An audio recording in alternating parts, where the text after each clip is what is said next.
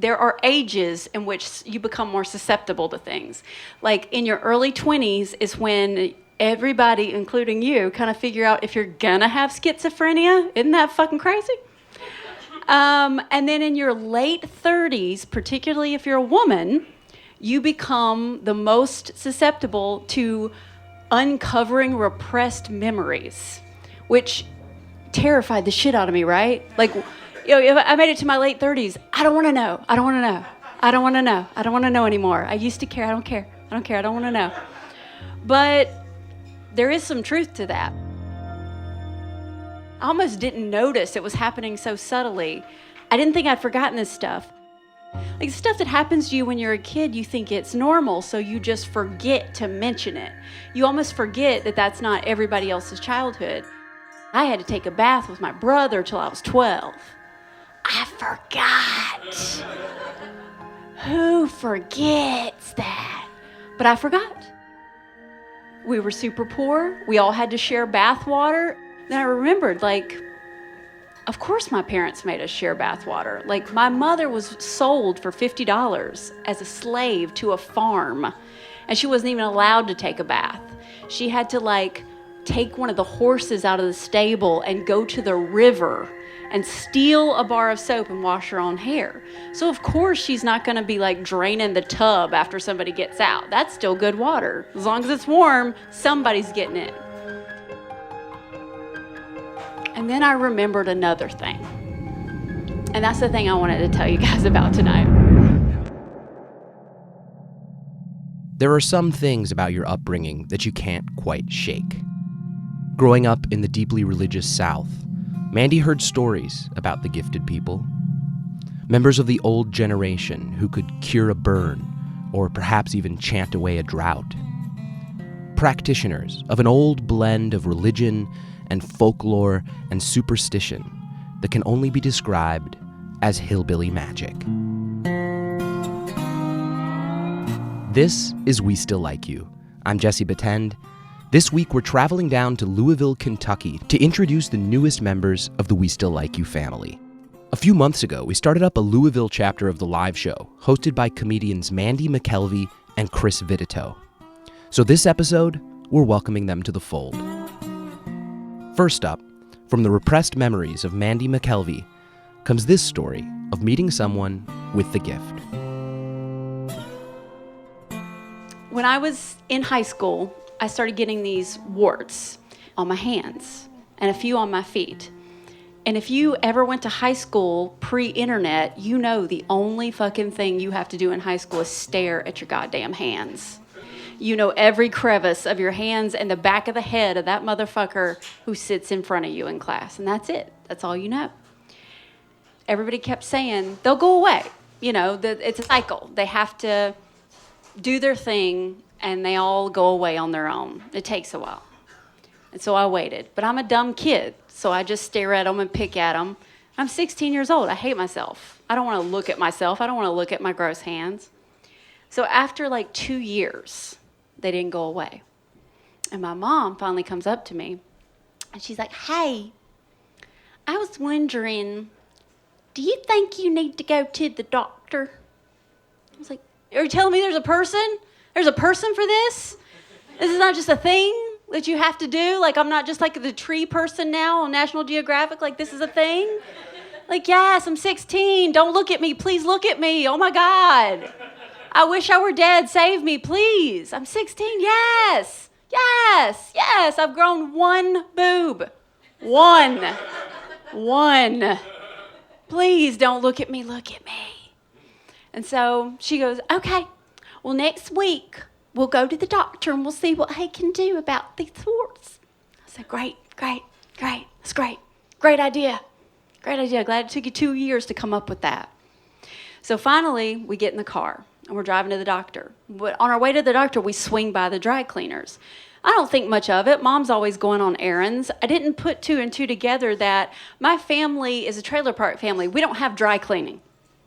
It's just a building I saw every day. So we stop off at the dry cleaner. My mom puts a few things down and she does the transaction and they give her the ticket and she pays the money. And then we leave We start to walk away from the dry cleaner, and on our way out, my mom's just like, thank you so much. Okay, I'll see you Thursday. We'll come pick up those coats, okay? And as we're walking, she turns and just very casually, as she's touching the door of the dry cleaner, goes, you know what's funny? I heard there's this, see y'all later, bye, see you on Thursday. I heard there's this man here. Okay, it was good to see y'all, good. And he like prays off warts. What? The lady behind the counter didn't even blink. She goes, Bob. Nothing. She said nothing else. And a man comes out from behind a curtain. He appears.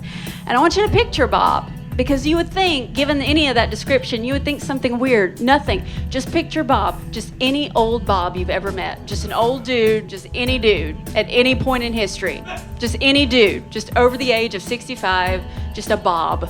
Nothing special about Bob. Bob comes out. He just doesn't say anything. He just presents himself from the curtain. My mom instinctively understands how to speak to Bob. She just points to me like I'm not her child and goes, it's on her. It's on her. To which Bob says something I don't understand. He goes, one thing done was okay. Which my mother translates to mean, go sit in that chair.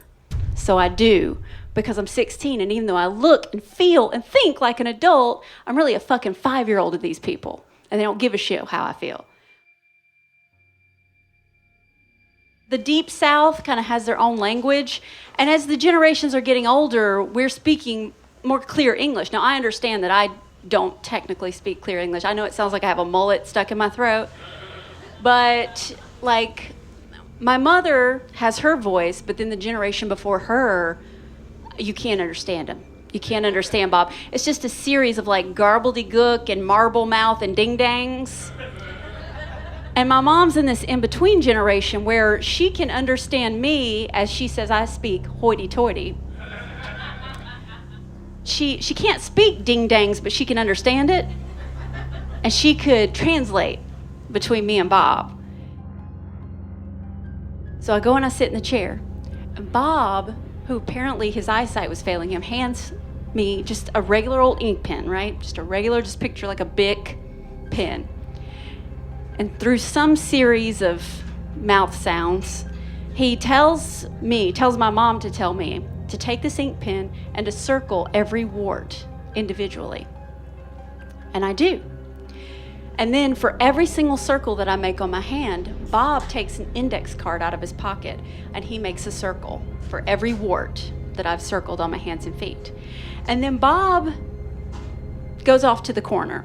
And by corner, I don't mean somewhere different. I mean just 5 feet away, just facing a wall where we can see him. And Bob talks to the index card. He just whispers marble mouth to the index card. He didn't need to whisper. I don't know what the fuck Bob is talking about. And then he comes back over, and for the first time ever, I kind of understood a few of the words that Bob said. Bob just goes, nothing gonna happen for 7 days. Then you look down, then they be gone. Nothing happened for 7 days. Look down, they be gone. And my mom said, thank you so much, and goes to reach into her wallet to pull out some random amount of money. To which Bob walks back through the curtain, because even though everybody in this fucking town is poor as shit, apparently offering money for a service like that is an insult. So all I know is Bob has said that in 7 days, I'll look down, I'll forget they're there, and they'll be gone. So immediately I'm like, man, fuck Bob. And fuck you too, Mom. Because here's the thing, this is an uber Christian town, and I understand Louisville is a Catholic town, but I don't mean Catholic, because I'm from a town that thinks that Catholics are not even Christians. I'm from where it's called Southern Baptist Convention. And if you don't know anything about it, just take everything you know about Christianity and combine it with acute mental illness. So, like I was told things at a very early age, like drawing and doodling on my Sunday school pamphlet would send me straight to hell. Things like that. Crazy shit, right? Shit you don't tell a little bitty kid. So I was always in fear of Satan and whatnot. And as I grew up, I started to call bullshit on it. And I stopped going to church. So I was known amongst the town, because it's a very small town, as just being their blasphemous daughter who wasn't saved. And I was an embarrassment, because I was the only child who wouldn't get baptized in the church. I told you that to tell you this. So we're sitting in the chair, and we're sitting in the car going home, and I was like, man, fuck Bob. And fuck you too, Mom. I was like, I've been staring at these things for 2 years.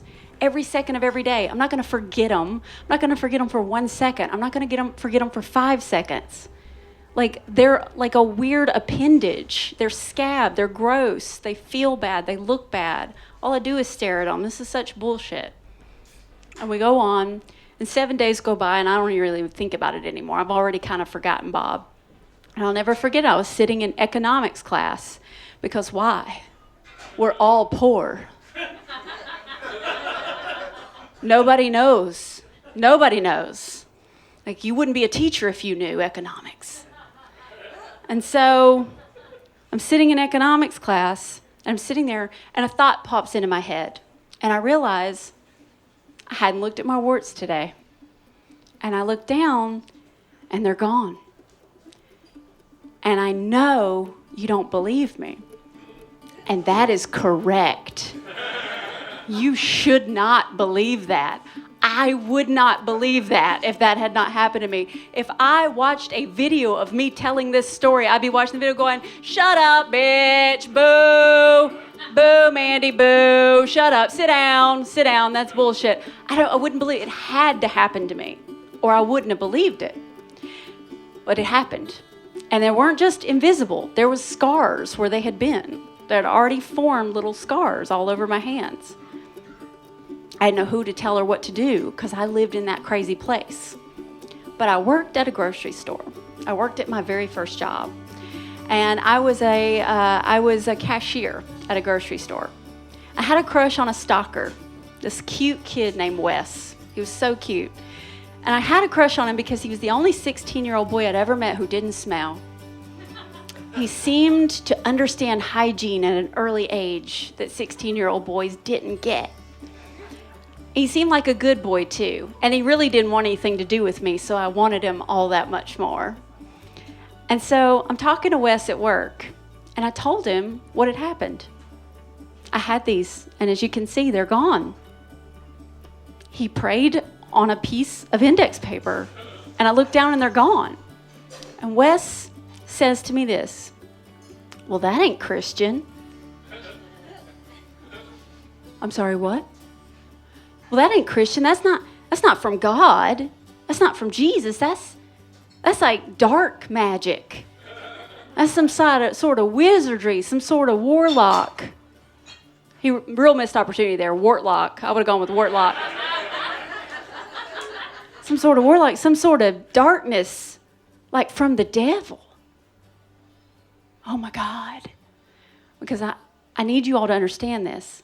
If someone, including me, tells you an old man prayed off my warts, there are only two correct responses. One is, that's amazing, and it is.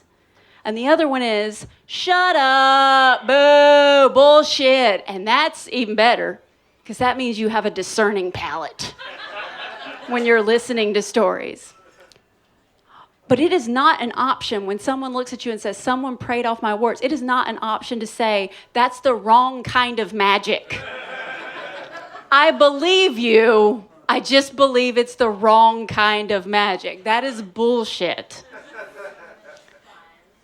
And all of a sudden, all of that faith that I hadn't had, that had come back when this man prayed off my warts, went away again immediately. And I looked at Wes and I was like, man, you're lame as shit, Wes. I was thinking about letting you finger me in the stockroom. I'm not gonna fuck you. Fuck you, Wes. And fuck your God. Thank you, Melissa. And I literally just stopped speaking to Wes because I didn't believe in God, but I believed that a man could use God to pray off my warts. But more than anything, I believed that Wes's Christianity was lame as fuck. And that's all I got, ladies and gentlemen. Thank you, guys. Let Chris come back up. Aww, thank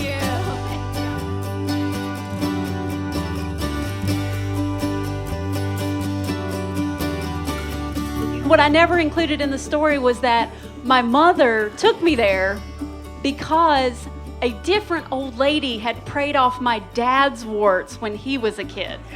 And apparently she did it by wiping a dirty dishcloth on his warts and then burying them and not telling anyone where she buried the dishcloth. And so my mother apparently already knew this was a thing and just like didn't want to let me in on it for 2 years, and then finally just gave up and was like, okay, we'll do the magic. And I have searched my memory for anything that I'm leaving out of the story, and I don't know. I honest to God I hope it was like a miracle. I really do. Like, I genuinely hope that it was a miracle, because they didn't budge for 2 years, and then I looked just like he said, and they went away. And that's the funny thing, like, I don't believe in anything. And I know that this old dude at the dry cleaner prayed off my warts and then died. And now I can't see if that works again.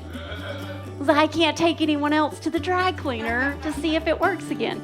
But apparently there's like this culture of like old people who have gifts. Mandee McKelvey. She's one of the 2 co-hosts of our new Louisville live show. Up next, Chris Vititoe gets uncomfortably close to the paranormal.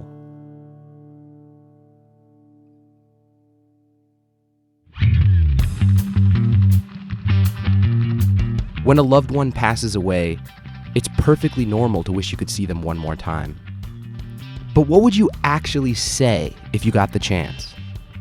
What would you do? In this next story, Chris Vititoe gets a chance to find out. So this time last year, my mom died. And I was more prepared for that than most people my age, probably because she'd been sick for a long time. But also because she talked about her dead body all the time. Like, she would see an episode of CSI, this one about somebody not being embalmed and being put into a mausoleum, which, if you don't know what a mausoleum is, it's a corpse drawer on the outside. And if you're not embalmed, then all the gases in your body build up and your body explodes inside the mausoleum. And she saw this episode of CSI, and she was just like, I was working at the hospital at the time, and she was just like, buddy, will you ask one of the doctors at work if I'll explode if I'm inside this mausoleum? Because I don't want to be embalmed. I'm like, wait a minute.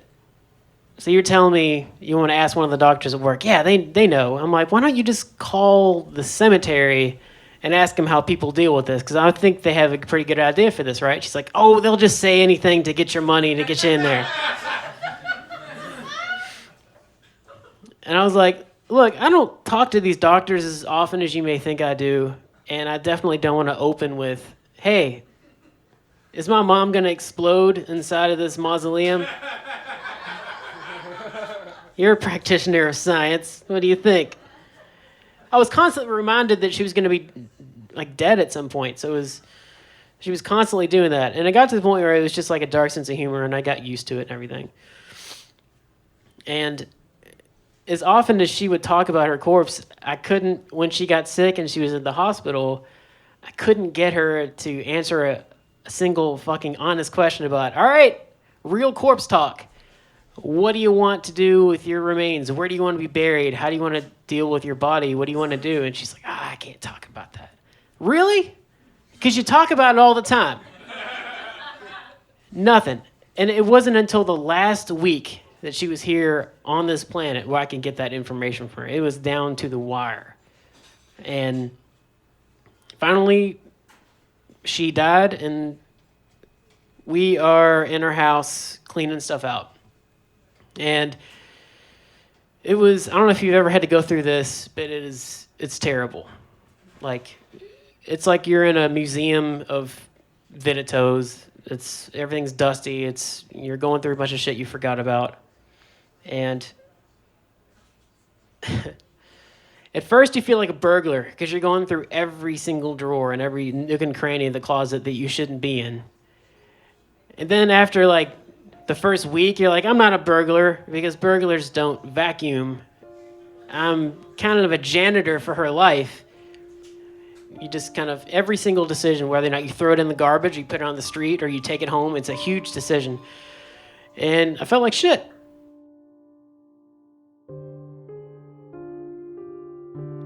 I was constantly walking around this house and thinking about how she was when she wasn't sick and she was up to speed and everything. Like, she was a neat freak.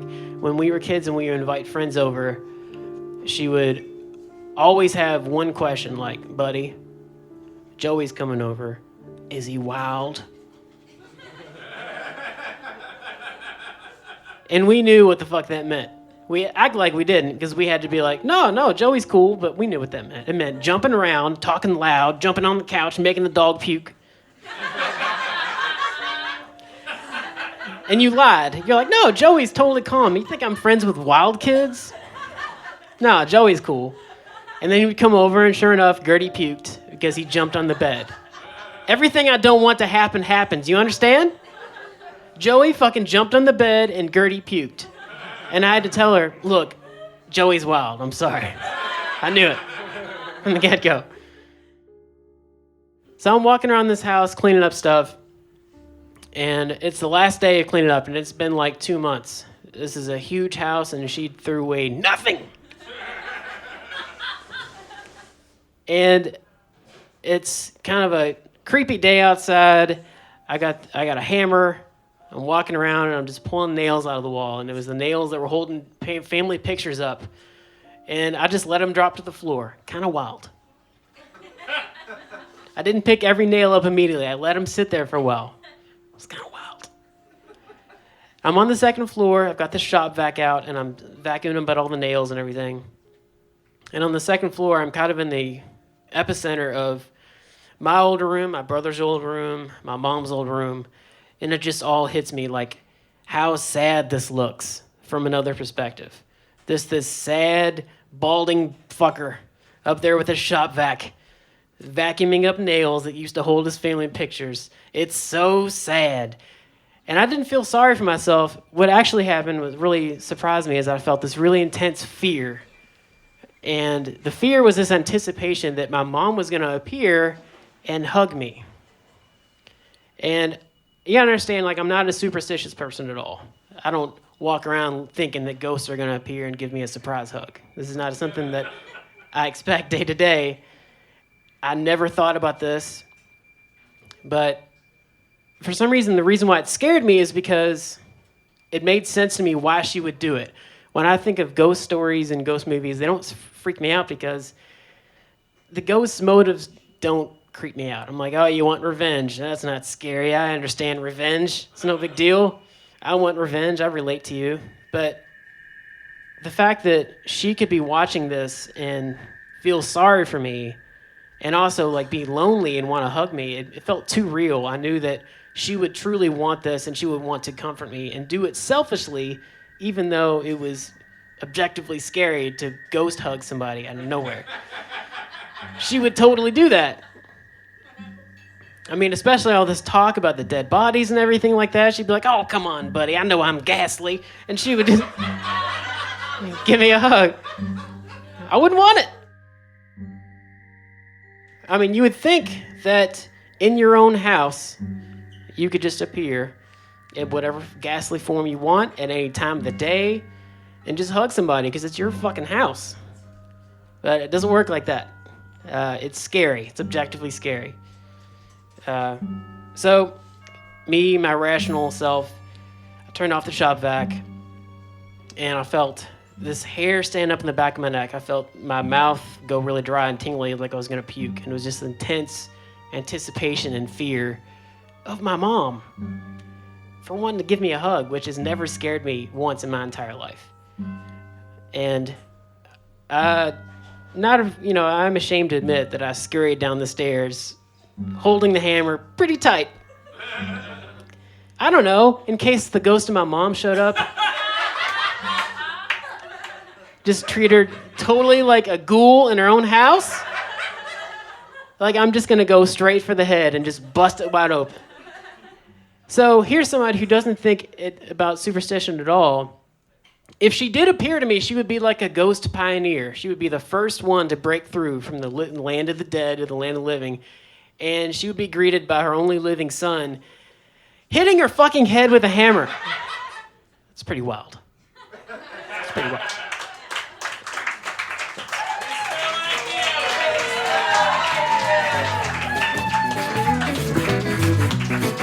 Vititoe, ladies and gentlemen. That does it for this episode of We Still Like You. If you enjoyed the show this week, please do us a favor and share it with someone who you think will like it. Tag a friend who believes in magic, tag someone who's a non-believer. Our goal is to share the love and share the shame as far as it'll go. If you or someone you know can pray off warts, we really, really, really want to talk to you. Just send us an email at westilllikeyou@gmail.com. And that is also how you can be a future storyteller on a future episode of We Still Like You. Just send us a quick synopsis of your story of shame, and we'll get in touch. So until next time, I'm Jesse Batend, and thank you for listening. We Still Like You is produced by Tyler Snodgrass, Dan Sheehan, Danny Gallegos, Shannon Knoll, and J. Michael Osborne, our resident live artist. The podcast is produced by Jesse Batend and Sam Haas. That's it, right? That's all I need to say?